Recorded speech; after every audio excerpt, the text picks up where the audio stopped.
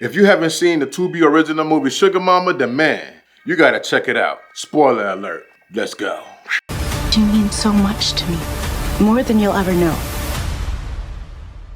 All right, let's talk about it, y'all. What y'all think? I gotta give the movie an 8 out of 10. But before I get into all of that, let me address something real quick. People are always quick to bash Tubi and the movies that go on Tubi. There is a negative stigma when it comes to Tubi movies or Tubi in general. Tubi original means that Tubi funded the movie. It's their product. A Tubi movie is slang for independent filmmakers who put their movie on Tubi, and that is the easiest way to market their movie. Because as independent filmmakers, we've been given the last end of the stick.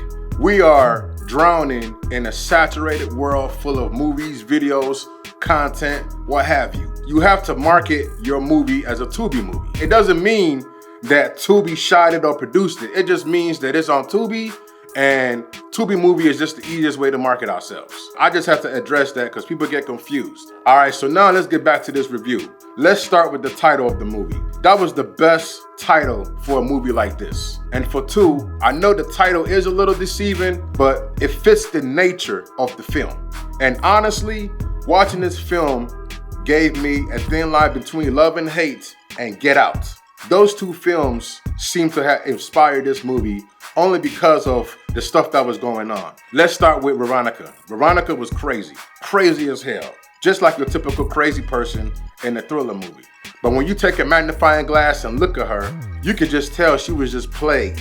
I'm using the word plagued. She was just plagued with a guilty conscience. This is why I say it's kind of like Get Out, because Mike was literally trapped, just like how the Get Out character was trapped. I feel like it is good to be inspired by classics and then you do your own twist. I also feel like Veronica and Greg, to me, that was a little too weird.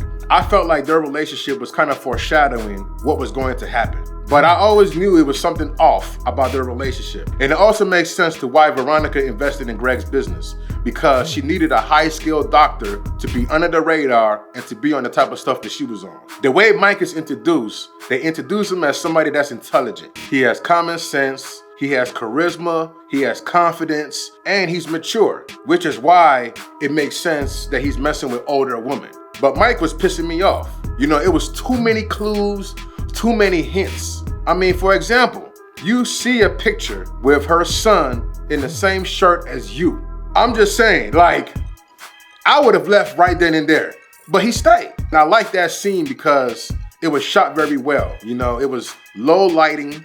You know, they used shadows very well to really show that, yo, this chick, something is really off with her. Yes, the audience already knows. But in that scene, Mike should have known, like, yo, this ain't normal. This ain't right. Your intelligence should have gotten you out of there. And you know what? Let's give Mike a pass on that picture. Maybe he cut his finger so he wasn't thinking straight. When she slapped him and called him Jason, once again, Mike, what are you doing? Like, that's how I felt watching the whole movie. You know what I'm saying? I wanted to root for Mike. I was rooting for Mike to win and get out. Mike could have left after that slap, but that would have been the end of the story. So plot armor made him stay in that bed and made him go through all of that. That's what plot armor is. And there's nothing wrong with plot armor, but you have to recognize it and you have to respect it to know, like, hey, just know that if he would have left after that slap, this story would have been over. And then don't even get me started on the bubble bath with Bubbles. I am not a kid. Do not say it like that. It's like he knew.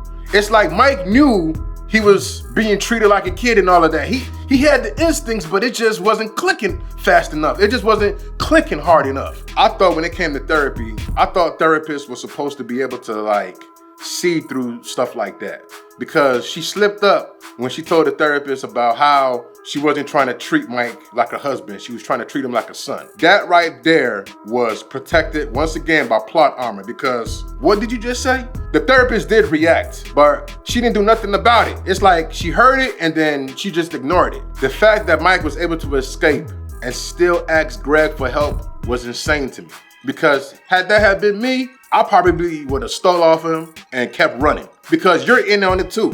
She ain't no doctor. How did all this medical stuff get down here? Like, why would you ask him for help after what you just seen? That's what I'm saying. Like, was Mike intelligent or was he unintelligent? Or maybe He was intelligent, book smart wise, because he was techie. That right there was done. And that's why he got what he got. I don't see a sequel. I mean, because what's the sequel going to be about? Is he going to have heart failure and then they're going to need to find somebody else with the same type of heart? I got to give props to the filmmakers. Good cinematography, good lighting, very good editing. And I feel like the acting was very good too. I've seen other Tubi originals, and this one to me is the best one that I've seen so far. It had me glued to the TV, and it was, like I said, done well, edited well, because the filmmakers were in tune with the script. They were in tune with the characters. Everything was in tune, you could just tell. And the fact that the movie was 1 hour and 30 minutes was perfect. A movie doesn't have to be 2 hours long, you know? And I know sometimes the independent films that go on Tubi be like 2 hours, 2 hours, 30 minutes. Y'all don't have to do all of that, you know what I'm saying? I know why y'all doing it. I ain't gonna spoil it, you know what I'm saying? The real ones know. If you know, you know. Just tell your story 1 hour and 30 minutes and be out. Tubi, they could have made it a 3-hour movie or a 4-hour movie. It's their product, it's their money, it's their platform, but there's a reason why they only made that movie 1 hour and 30 minutes, because to me, that is the perfect runtime for these days. So yeah, man, this movie is an 8 out of 10. Really good stuff, Tubi, really good. I'm looking forward to more originals like this, you feel me? Until next time.